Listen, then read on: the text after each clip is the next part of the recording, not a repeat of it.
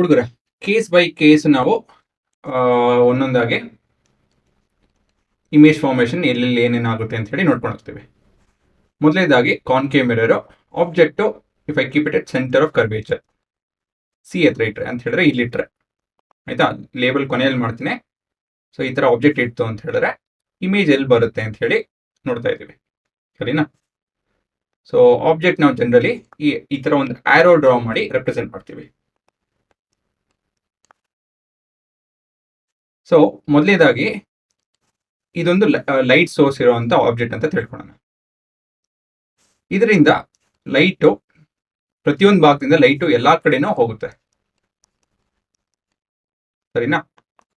ಆದ್ರೆ ನಾವು ಎಲ್ಲಾ ರೇನು ಕನ್ಸಿಡರ್ ಮಾಡಲ್ಲ. ನಾವು ಮೇನ್ ಆಗಿ ಏನ್ ಕನ್ಸಿಡರ್ ಮಾಡ್ತೀವಿ ಅಂತ ಹೇಳಿದ್ರೆ ಎರಡು ರೇ, ಒಂದು ಪ್ಯಾರಲಲ್ ಇಲ್ಲ ಅಂತ ಹೇಳಿದ್ರೆ ಪೋಲು, ಇಲ್ಲ ಅಂತ ಹೇಳಿದ್ರೆ ಥ್ರೂ ಫೋಕಸ್, ಇಲ್ಲ ಅಂತ ಹೇಳಿದ್ರೆ ಸೆಂಟರ್ ಆಫ್ ಕರ್ವೇಚರ್. ಯಾವುದು ನಿಮಗೆ ಕನ್ವೀನಿಯಂಟ್ ಆಗುತ್ತೋ, ಸುಲಭ ಆಗುತ್ತೋ ಅದನ್ನ ನೀವು ತಗೊಬೇಕು.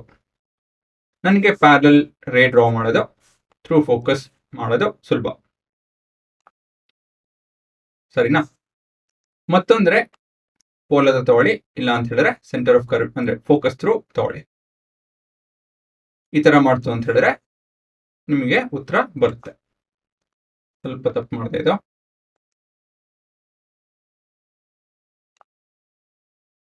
ಸೊ ಇದರಲ್ಲಿ ಪ್ರತಿಯೊಂದು ಸತಿನ ನೀವು ಕರೆಕ್ಟಾಗಿ ಚಿತ್ರ ಬಿಡಿಸ್ತು ಅಂತ ಹೇಳಿದ್ರೆ, ಎಲ್ಲಿ ನೀವು ಒಂದು ಸೆಂಟರ್ ಆಫ್ ಕರ್ವೇಚರ್ ಅಲ್ಲಿ ಆಬ್ಜೆಕ್ಟ್ ಅಲ್ಲಿ ಇಡ್ತು ಅಂತ ಹೇಳಿದ್ರೆ your image will be formed at centre of curvature. ಇದು ಪಕ್ಕಾ ನೋನ್ ಫ್ಯಾಕ್ಟ್. ಇದು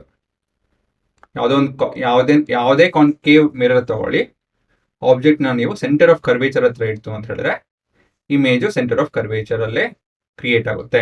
ಮತ್ತೊಂದು ಏನಂತ ಹೇಳಿದ್ರೆ ಇದು 2 ಸೆಂಟಿಮೀಟರ್ ಇಲ್ಲ ಅಂತ ಹೇಳಿದ್ರೆ 10 ಸೆಂಟಿಮೀಟರ್ ಇಲ್ಲ ಅಂತ ಹೇಳಿದ್ರೆ 1.5 ಸೆಂಟಿಮೀಟರ್ ಏನೇ ಆದ್ರೂ ಆಬ್ಜೆಕ್ಟ್ ಇಮೇಜು ಅಷ್ಟೇ ಇರುತ್ತೆ. So size will be same as that of the object, ಆಯ್ತಾ? Same as object. Orientation will be inverted, ಯಾಕಂತೇಳಿ ಉಲ್ಟಾ ಇರುತ್ತೆ. This can be captured on the screen, real image ಇದು. ಇದನ್ನ ನಾನು ನೋಡಿಸ್ತೀನಿ. ಲೊಕೇಶನ್ ಬಂದು ಅಟ್ ಸೀನೆ, ಆಯ್ತಾ? ಇಲ್ಲಿ ನಾನು ಒಂದು ತಪ್ಪು ಮಾಡಿದ್ದೀನಿ. ಏನಂತ ಹೇಳಿದ್ರೆ ಫೋಕಸ್ ಸ್ವಲ್ಪ ಹಿಂದೆ ಮುಂದೆ ಆಗಿದೆ, ಆಯ್ತಾ? ಹಾಗಾಗಿ ಸ್ವಲ್ಪ ತಪ್ಪಾಗಿದೆ ನನ್ನ ರೇ ಡಯಾಗ್ರಾಮು. ಆಕ್ಚುಲ್ ಆಗಿ ನೀವು ಪೆನ್ಸಿಲ್ ಸ್ಕೇಲ್ ಎಲ್ಲ ಉಪಯೋಗಿಸಿದ್ರೆ ಸರಿಯಾಗಿ ಬರುತ್ತೆ, ಆಯ್ತಾ? ಅದನ್ನ ಇವಾಗ ನೋಡ್ತೀನಿ. ಸೊ ನೀವು ಹೇಗ್ ಮಾಡ್ಬೇಕು ಅಂತ ಹೇಳಿದ್ರೆ ಇದನ್ನು ಕೂಡ ಮೊದಲನೇದಾಗಿ ಒಂದು ಸೀದಾ ಒಂದು ಲೈನ್ ಎಳ್ಕೊಬೇಕು. ಅದಾಯ್ತು ಅಂದ್ಮೇಲೆ ಒಂದು ಪಾಯಿಂಟ್ ಮಾರ್ಕ್ ಮಾಡ್ಕೊಳ್ಳಿ. ಏನಕ್ಕೆ ಅಂತ ಮುಂದಕ್ಕೆ ಹೋಗ್ತಾ ಗೊತ್ತಾಗುತ್ತೆ. ಆಮೇಲೆ 3 ಸೆಂಟಿಮೀಟರ್ 6 ಸೆಂಟಿಮೀಟರ್ ಸೇಮ್ ನೀವು ಕಾನ್ಕೇವ್ ಮಿರರ್ ಇದುವರೆಗೆ ಹೇಗೆ ಡ್ರಾ ಮಾಡಿದ್ರೆ ಅದೇ ರೀತಿಯಲ್ಲೇ ಮಾಡ್ಕೊಬೇಕು. ಹುಡುಗರು ಇದೆಲ್ಲ ಒಂದೊಂದೇ ಸತಿ ಕಂಡ್ರು. ಸೊ ಪ್ರತಿಯೊಂದು ಚಿತ್ರನೂ ನಿಧಾನಕ್ಕೆ ಬಿಡಿಸ್ಕೊಂಬಿಡಿ. ಸೊ ಮುಂದಿಂದು ಆರ್ಕ್ ಡ್ರಾ ಮಾಡಿ, ಆಯ್ತಾ? ಮತ್ತೊಂದು ಸತಿ ಹೇಳ್ತೀನಿ, ಇವೆಲ್ಲನೂ ಒಂದು ಸತಿ ಪ್ರಾಕ್ಟೀಸ್ ಮಾಡಬೇಕಾಗಿರೋದು. ನೀವು ಪ್ರಾಕ್ಟೀಸ್ ಮಾಡಿದಾಗ ಉತ್ತರ ಪಕ್ಕ ಬಂತು ಅಂತ ಹೇಳಿ, ಆಯ್ತಾ? ಕಾನ್ಫಿಡೆನ್ಸ್ ಬಂತು, ನಿಮ್ಗೆ ಅರ್ಥ ಆಯ್ತು ಅಂತ ಹೇಳಿದ್ರೆ ಸಾಕು ಕೆಲಸ. ಸೊ ಮಿರರ್ ಅಂತ ಹೇಳಿ ಶೇಡ್ ಮಾಡೋದು ಮರಿಬೇಡಿ. ಸೊ ನೀವು ಏನೇ ಮಿಸ್ಟೇಕ್ ಮಾಡಿದ್ರು, ಆಯ್ತಾ? ಇನಿಷಿಯಲಿ ಮಿಸ್ಟೇಕ್ ಮಾಡಿದ್ರೆ ನಾನು ಇಲ್ಲಿ ಮಾಡಿದ್ದೀನಿ ನೋಡಿ. ಸ್ವಲ್ಪ ಅಂದ್ರೆ ಆಕ್ಚುಲಿ ಮಿಸ್ಟೇಕ್ ಅಲ್ಲ, ಅದು ಸ್ವಲ್ಪ ಚೆನ್ನಾಗಿ ಕಾಣಿಸ್ತಾ ಇಲ್ಲ ಅಂತ ಹೇಳಿ ಅದು ನನ್ನ ಪೆತ್ತನ, ಅದೇನು ಬೇಕಾಗಿರ್ಲಿಲ್ಲ. ಸೊ ಮಿಸ್ಟೇಕ್ ಮಾಡ್ತು ಅಂತ ಹೇಳಿದ್ರೆ ಇಲ್ಲಿಂದ ಹುಷಾರಾಗಿ ಹೇಳ್ಬೇಕು ನಾನು. ಇಲ್ಲಿ ನೋಡಿ, ಇಲ್ಲಿ ನಾನು 1.5 ಸೆಂಟಿಮೀಟರ್ ಆಬ್ಜೆಕ್ಟ್ ಬರೀತೀನಿ. ಇಮೇಜು ಕೂಡ 1.5 ಸೆಂಟಿಮೀಟರ್ ಇರುತ್ತೆ. ಆ ಕಾನ್ಫಿಡೆನ್ಸ್ ಅನ್ನು ನಾನು ಮಾರ್ಕ್ ಮಾಡ್ಕೊಂಡ್ಬಿಟ್ಟೆ. ಮೇಲ್ಗಡೆ ಇದು ಆಬ್ಜೆಕ್ಟು, ಕೆಳಗಡೆ ಇದು ಇಮೇಜು, ಅದು ನಿಮ್ಮ ಆಬ್ಜೆಕ್ಟ್, ಆಯ್ತಾ? So next parallel line draw ಮಾಡಬೇಕು. ಇದು ನಾನು ಸರಿಯಾಗಿ ಮಾಡಿಲ್ಲ. ಇದು ನಾನು ಅಂದಾಜ್ ಮೇಲೆ ನಾನು ಬರೆದ್ಬಿಟ್ಟಿದ್ದೆ, ಎಕ್ಸ್ಪೀರಿಯನ್ಸ್ ಅಂದಾಜ್ ಮೇಲೆ ನಾನು 1.5 ಸೆಂಟಿಮೀಟರ್ ಹೈಟ್ ಪ್ಯಾರಲ್ ಆಗಿರುತ್ತೆ ಅಂತ ಹೇಳಿ ಲೈನ್ ಹಿಡಿತಾ ಇದೀನಿ.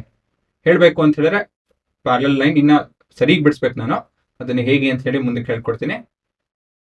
ನೆಕ್ಸ್ಟ್ ಪ್ಯಾರಲ್ ಲೈನ್ ಏನಾಗುತ್ತೆ, ಕಾನ್ಕೇವ್ ಮಿರರ್ ಇಂದ ಬೌನ್ಸ್ ಆಗಿ ಫೋಕಸ್ ಥ್ರೂ ಹೋಗುತ್ತೆ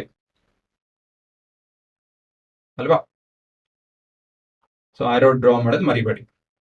ನೋಡಿ ಇಲ್ಲಿ ಮುಂದಿನ ಪಾಯಿಂಟು ಯಾವ್ದು ಬೇಕಾದ್ರೂ ತಗೊಬೋದು, but we know that going through focus the light will be parallel to principal axis. So ಇದು ಒಂದು ಕಾನ್ಫಿಡೆನ್ಸ್ ಅಲ್ಲಿ ನಾನು, ಅಲ್ವಾ? Will make it go through that point. ಯಾಕಂದ್ರೆ ನಂಗೆ ಮೊದಲೇ ಉತ್ತರ ಗೊತ್ತಿದೆ, ಹಾಗಾಗಿ ನಾನು ಸುಮ್ಮನೆ ಹಿಂಗೆ ಡ್ರಾ ಮಾಡ್ಕೊಂಡು ಹೋಗ್ತೇನೆ. ಅದು ಪ್ಯಾರಲ್ ಇದ್ದೇ ಇರುತ್ತದೆ, ನೋಡಿನೇ ಪ್ಯಾರಲ್ ಇದೆ. ಸೊ ಇಷ್ಟು ಕಾನ್ಫಿಡೆಂಟ್ ಆಗಿ ನಾನು ಆರಾಮಾಗಿ ಈ ಥರ ಚಿತ್ರ ಬಿಡಿಸ್ಬೋದು. ಸೆಂಟರ್ ಆಫ್ ಕರ್ವೇಚರ್ ಇದೆ ಮಾತ್ರ. ಬೇರೆ ಬೇರೆ ಏನಿಗೆ ಮಾಡಬೇಕು, ಹೇಗೆ ಮಾಡಬೇಕು ಅಂತ ಹೇಳಿ ಮುಂದಕ್ಕೆ ಹೇಳ್ಕೊಡ್ತೀನಿ. ಅದು ನಿಮ್ಮ ಇಮೇಜ್, ಸರಿನಾ? ನೋಡಿದ್ರ ಆಬ್ಜೆಕ್ಟ್ ಇಮೇಜ್ ಹೇಗಿದೆ ಅಂತ ಹೇಳಿ, ಒಂದೇ ನೋಡೋದಕ್ಕೆ ಒಂದೇ ಸೈಜು, ನೋಡೋದಕ್ಕೆ ಒಂದೇ ತರ ಅಲ್ವಾ?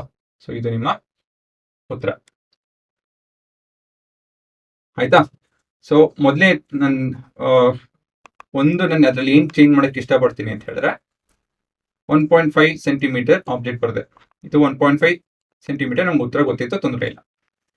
ಪ್ಯಾರಲಲ್ ರೇ ಡ್ರಾ ಮಾಡ್ಬೇಕು ಅಂದ್ರೆ ಯಾವತ್ತಿರ ನೀವು 1.5 ಇರುತ್ತಲ್ಲ, ಒಂದಷ್ಟು ದೂರದಲ್ಲಿ ತಿರ್ಗಿ 1.5 ಮಾರ್ಕ್ ಮಾಡ್ಕೊಂಡು ಆಮೇಲೆ ಪ್ಯಾರಲಲ್ ರೇ ಡ್ರಾ ಮಾಡಿ. ಅದಾದ್ಮೇಲೆ ಏನು ತಪ್ಪಾಗಲ್ಲ, ಥ್ರೂ ಫೋಕಸ್ ಹೋಗುತ್ತೆ, ಅದು ಕ್ಲೀನಾಗಿ ಹೋಗುತ್ತೆ. ಇದು ಕೂಡ ಥ್ರೂ ಫೋಕಸ್ ಆರಾಮಾಗಿ ಮಾಡ್ಬೋದು. ಇಲ್ಲೂ ಕೂಡ ಪ್ಯಾರಲಲ್ ರೇ ಡ್ರಾ ಮಾಡಬೇಕು ಅಂದ್ರೆ ಮೊದಲು ಇದು ಮೆಜರ್ ಮಾಡಿ, ಈ ಭಾಗ ಮೆಜರ್ ಮಾಡಿ, ಇದೆಷ್ಟು ಉದ್ದ ಬರುತ್ತಾ ಒಂದಷ್ಟು ದೂರದಲ್ಲಿ ತಿರ್ಗಿ ಅಷ್ಟೇ ಮಾರ್ಕ್ ಮಾಡಿ ಪ್ಯಾರಲಲ್ ಲೈನ್ ಡ್ರಾ ಮಾಡಬೇಕು. ಇದನ್ನ ಅಭ್ಯಾಸ ಮಾಡ್ಕೊಳ್ಳಿ. ನಾನು ಮಾಡಿ ಅಭ್ಯಾಸ ಇದೆ, ನನ್ಗೆ ಉತ್ತರ ಎಲ್ಲೆಲ್ಲಿ ಏನೇನು ಮಾಡಬೇಕು ಅಂತ ಗೊತ್ತಿದೆ, ಹಾಗಾಗಿ ಇದನ್ನ ಮಾಡ್ತೇನೆ. ಬಟ್ ನೀವು ಪ್ರಾಕ್ಟೀಸ್ ಮಾಡ್ಬೇಕಾದ್ರೆ ಒಂದೇ ಸತಿ ಮಾಡ್ರೋ ಹುಡುಗರ, ಸಾಕು, ಒಂದ್ಸತಿ ಮಾಡಿ ಆಯ್ತಾ? ನನ್ನ ಕಡೆಯಿಂದ ಒಂದ್ಸತಿ, ನಿಮ್ಮ ಸ್ಕೂಲ್ ಕಡೆಯಿಂದ ನಿಮ್ಮ ನೋಟ್ಸಲ್ಲೂ ಇನ್ನೊಂದ್ಸತಿ ಮಾಡ್ತೀರಾ. ಸೊ ಓವರಾಲ್ 1-2 ಸತಿ ಮಾಡೇ ಮಾಡ್ತೀರಾ, ಪಕ್ಕ ಕಲ್ತ್ಕೊಂಡ್ಬಿಡ್ತೀರಾ. ಬಟ್ ಏನಂತ ಹೇಳಿದ್ರೆ ಸರಿ ಮಾಡಬೇಕು, ಸುಮ್ಮನೆ ಗೀಚೋದಲ್ಲ.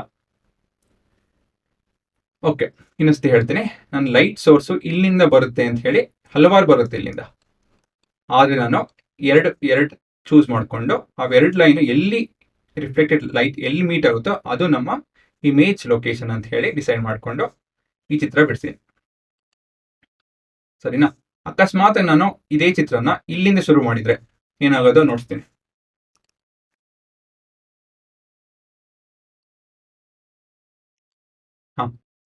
ಸೊ ಈ ತರ ಹೋಗಿ ಲೈಟು ಸರಿ ಬರ್ತಿಲ್ಲ, ಈ ತರ ಪ್ಯಾರಲ್ ಲೈನ್ ಅಂತ ಹೇಳಿದ್ರೆ ಏನಾಗುತ್ತೆ, ಥ್ರೂ ಫೋಕಸ್ ಹೋಗುತ್ತೆ. ಥ್ರೂ ಫೋಕಸ್ ಇಲ್ಲಿ ಏನಾಗುತ್ತೆ, ಪ್ಯಾರಲ್ ಆಗುತ್ತೆ. ನೋಡಿ, ಇಲ್ಲಿಂದ ಶುರು ಹಾಕೊಂಡು ಇಲ್ಲೇ ಹೋಯ್ತು. ಏನ್ ಹೇಳಕ್ ಟ್ರೈ ಮಾಡ್ತಾ ಇದೀನಿ ಅಂತ ಹೇಳಿದ್ರೆ, ಎಲ್ಲಿ ನಿಮ್ಮ ಲೈಟ್ ಶುರು ಆಗುತ್ತೋ ಅಲ್ಲೇ ಕೊನೆ ಆಗುತ್ತೆ ಅಂತ ಜಾಗದಲ್ಲೇ ಕೊನೆ ಆಗುತ್ತೆ, ಆಬ್ಜೆಕ್ಟಿನ ಆ ಭಾಗದಲ್ಲೇ ಕೊನೆ ಆಗುತ್ತೆ. ಸೊ ಹಾಗಾಗಿ ಪೂರ ನಿಮ್ಗೆ ಕಾಣುತ್ತೆ, ಸರಿನಾ? ಬರೀ ಟಿಪ್ ಕಾಣಲ್ಲ, ಇದು ಪೂರ ಏನಕ್ಕೆ ಕಾಣುತ್ತೆ ಅಂತ ಹೇಳಿದ್ರೆ ಪ್ರತಿಯೊಂದು ಕಡೆಯಿಂದನೂ ಲೈಟ್ ಬರುತ್ತೆ. ಎಲ್ಲಿ ಕಾನ್ವರ್ಜ್ ಆಗುತ್ತೆ ಅಂದ್ರೆ ರೆಸ್ಪೆಕ್ಟಿವ್ ಪೊಸಿಷನ್ ಅಲ್ಲಿ ಕಾನ್ವರ್ಜ್ ಆಗುತ್ತೆ. ಇಲ್ಲಿಂದ ಲೈಟ್ ಶುರು ಆಗಿತ್ತು ಅಂತ ಹೇಳಿದ್ರೆ ಇಲ್ಲಿ ಎಂಡ್ ಆಗೋದು, ಎಂಡ್ ಅಲ್ಲ, ಅಲ್ಲಿ ಪಾಸ್ ಆಗೋದು, ಕಾನ್ವರ್ಜ್ ಆಗೋದು. ಗೊತ್ತಲ್ಲ ಕಾನ್ವರ್ಜ್ ಏನು ಅಂತ ಹೇಳಿ. ಸೊ ಅಲ್ಲಿ ಕಾನ್ವರ್ಜ್ ಆಗುತ್ತೆ. ಸೊ ಈ ರೀತಿಯಲ್ಲಿ ಇದು ಫ್ಯಾಕ್ಟ್ಸ್ ಇವೆಲ್ಲ. ಸೊ ಇಷ್ಟೊಂದೆಲ್ಲ ಮಾಡಂಗಿಲ್ಲ ನೀವು, ನಾನು ಎಷ್ಟು ಚಿತ್ರ ಬಿಡಿಸಿದ್ನೋ ಪೇಪರ್ ಮೇಲೆ ಅಷ್ಟೇ ನಿಮ್ಮ ಕೆಲಸ ಇರೋದು.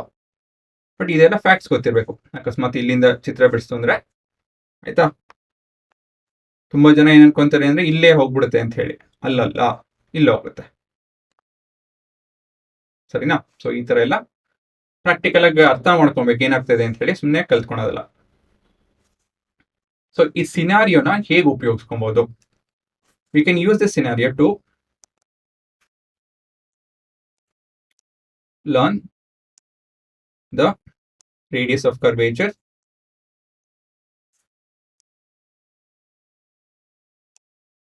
denoted by r, and focal length,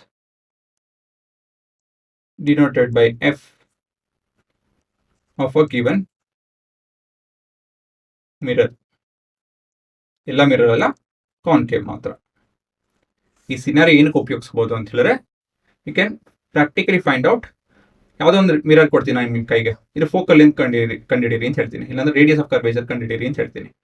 ಹೇಗೆ ಮಾಡ್ತೀರಾ ಅಂತ ಹೇಳಿದ್ರೆ, ಪ್ರಾಕ್ಟಿಕಲ್ ಆಗಿ V know that image and the object will be at the same location at the center of curvature. ಈ ತರ ಸಿನಾರಿಯೋ ಇದೆ ಅಂತ ಹೇಳಿ ನಮ್ಗೆ ಗೊತ್ತಿತ್ತು ಅಂತ ಹೇಳಿದ್ರೆ, ವಿ ಕ್ಯಾನ್ ಡೂ ದಿಸ್. ಇವಾಗ ನಾನು ವಿಡಿಯೋ ನೋಡ್ತೀನಿ, ಅದು ನೋಡಿ ನಿಮಗೆ ಗೊತ್ತಾಗುತ್ತೆ.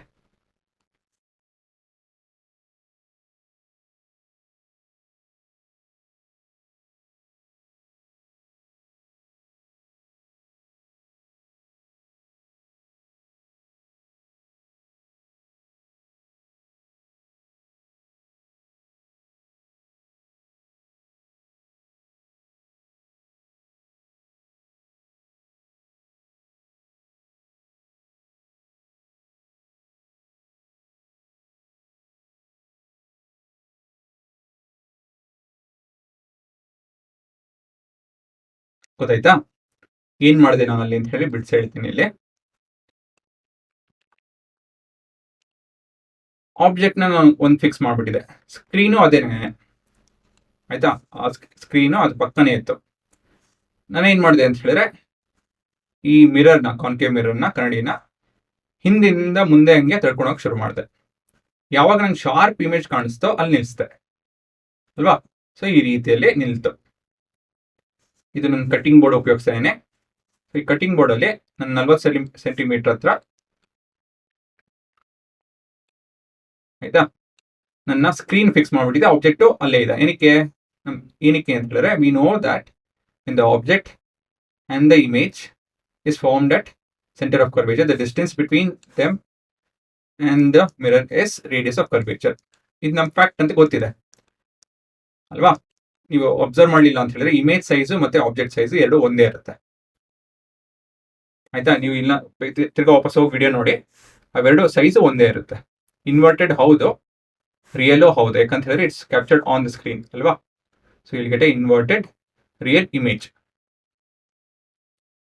ಅದು ಬಿಟ್ಟು ನನಗೆ ಲೆಂತ್ ಗೊತ್ತಾಗ್ತಾ ಇದೆ ಇವಾಗ.